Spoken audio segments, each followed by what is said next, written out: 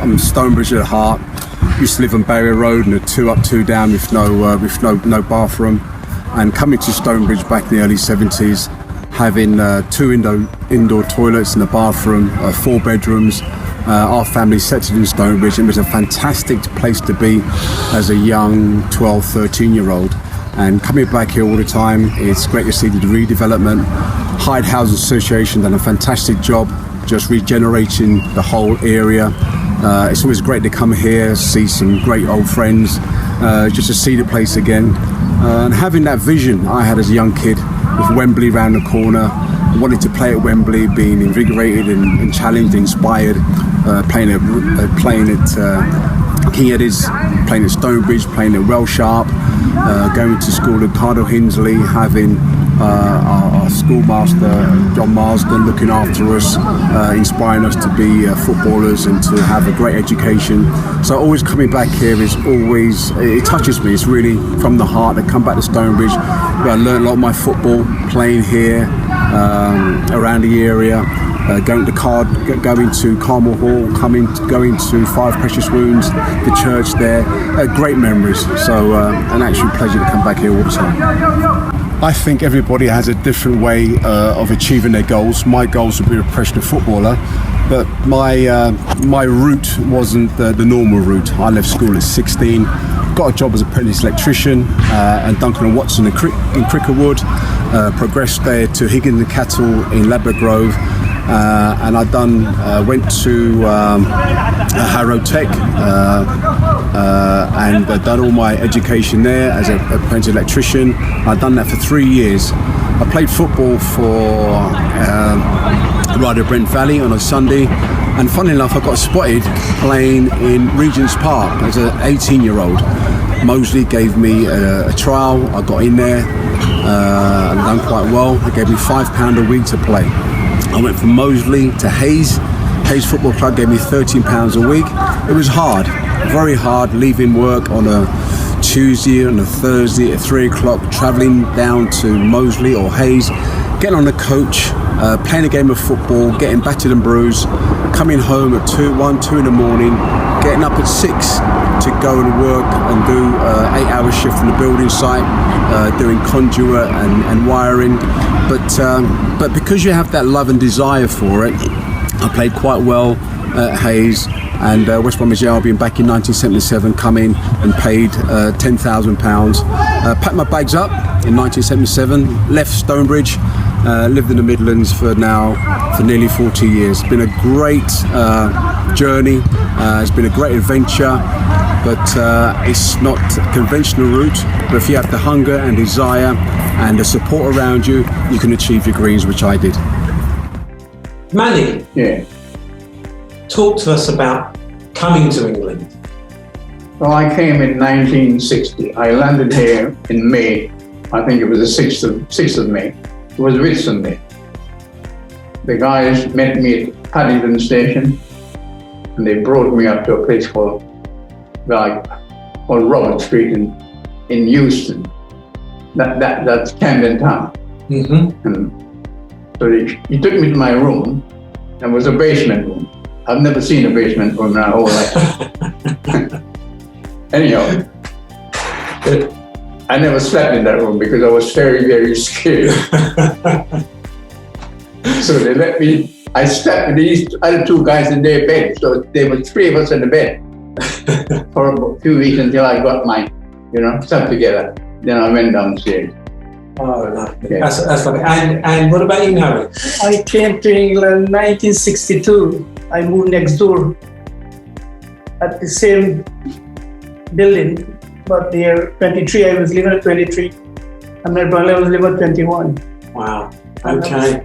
And I lived there for 5 years. 5 years. And then, at some point, you guys moved to Brent. Yeah. I moved to Brent afterward 3 years in Camden, and I came to Wembley. I was working in Wembley, funny enough. I was working in Wembley High Road. I was doing a job at Simpson's Garage. It was a new build. I worked for a company called Drake and Scott. I was the supervisor for the electric. And that's when I was working at Wembley before I bought the house. That's when I get to know Brent, and then I bought the house. Brilliant. Yeah. And my brother actually find me a job at Twickenham. I was working for Iverson Electric, and he find me the job, and they ran my life, and I reached further. Now, both of you, when you arrived in Brent, you can tell us a little bit about one of our iconic heroes, Cyrille Regis, because you knew him in another guise to start with, didn't you? I met Cyrille Regis at Charing Cross Hospital when he was an apprentice, and he was playing for Hayes, and then I lost touch with him, and I get to understand he moved to West Brom, and he was playing professional football, and years later he passed away, and I feel very sad for him. It was very nice, very friendly. And just to qualify that, he was an apprentice electrician. Apprentice electrician. And then he went professional football. Manny.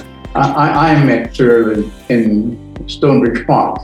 We worked with a company called Duncan and Watson from Cricklewood. Of course, he was an apprentice there. And he was a gentleman. And he could have been 17 or 18 in those days. But then we lost track of him afterwards because he went to another job.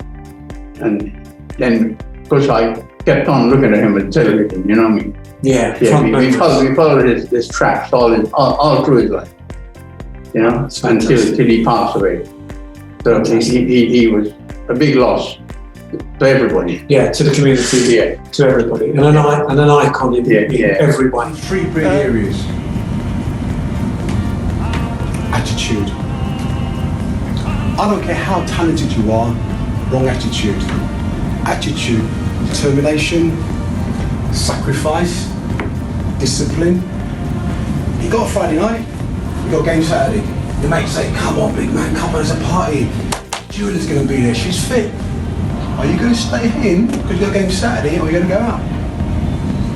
Sacrifice, discipline.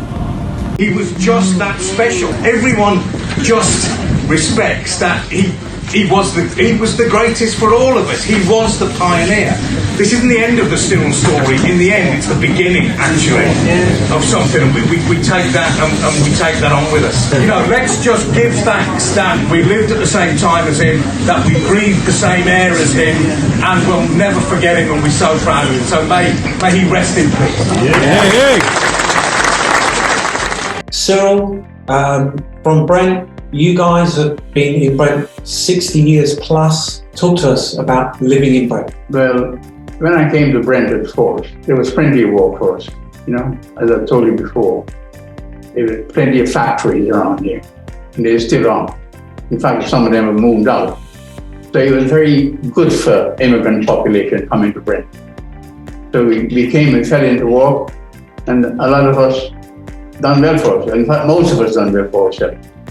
And you've always felt at home. Oh, I felt at home, definitely, being in Brent. And I'm very glad that they got this culture. Cultural award, yeah. This culture award, because I think they deserve it. Because you have all the cultures here. You don't miss anything. Doesn't matter what culture you come from, you'll find it in Brent. It's fantastic. And Harry? Yes, Wembley always be a nice place to me. Like, you know, I mean, I never out of work since I come to Wembley. I was working all the time, and I always stay great about Brent. Very nice people. And how has it been? Because obviously you started your families here. Yeah, well, I had 4 kids, but one of my sons passed away. He was, yeah. But the others are okay. I got 1 son and 2 daughters. That's what they're all like. And I got some grandkids as well. I got 6 grand. All living in the Brent area? No. They're moved. Some in Brent and some in elsewhere. Okay. I don't want to give this. I don't want to give their address. And what about you, Harry? Well, same as my brother-in-law. My 2 boys born in Brent, and they grew up in Brent, and they're still working in Brent. Wow. And I got to say, thanks to Brent. Yeah, so you're salt of the earth, as we say. Now, very unusual time, and you guys look amazingly healthy to me. You would never know that you would be part of the highly vulnerable group with this COVID-19. How have you been coping? I've been coping all right. Touch wood, we're okay. I think what I pray for is to get this thing over. I like to see the public just adhere to the rules, because it did work in the past and it works again. Don't get too complacent. Just stick to the rules and we'll overcome it. Harry? Yes, stick to the rule, and it should be in a few months' time. Everything should be settled. Oh, that's great. Any closing words? Because it's been fantastic having you. We got to say thank you very much to keep us here, and we were very happy to be here. Yes. I would like to mention our other sportsmen in Wembley as well. Of course, we got Raheem Sterling. Yeah. And we got Johnny Waddock. Gary Waddock? Yeah, Gary Waddock. My son and him went to school together. And yeah, there's quite a few, as we say. Chris. So Gary, and you know Gary, right? Yeah. Yeah, he's elsewhere. I don't know where he is now, but I know his mom and dad. I know his two brothers, and they love the people. Okay. And good luck to them. That's wonderful for you to say. And just before I forget, we were talking about COVID. I know that you've had your own way of saying thank you to the NHS, haven't you? Yes, I have. And when we had the last lockdown, I was knocking the pots, and I took a picture. Please, I'd like to show you. Share it. Yeah. Share it with us. Oh yeah, that's fantastic. And that's your back gate? This is my back gate, and this was taken by my granddaughter. Oh wow. And I believe, is that the date there? 4th of the 4th, 20? This was 4th of April 20. Yeah, but we were knocking the pots much before that. Okay. Oh, fantastic. Yeah. Fantastic. You got it? Yeah, we have.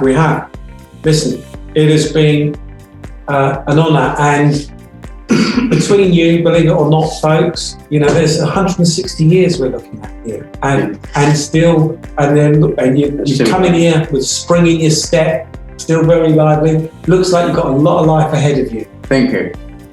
Yeah, it's been a real pleasure. Thank you. Thank you. No problem.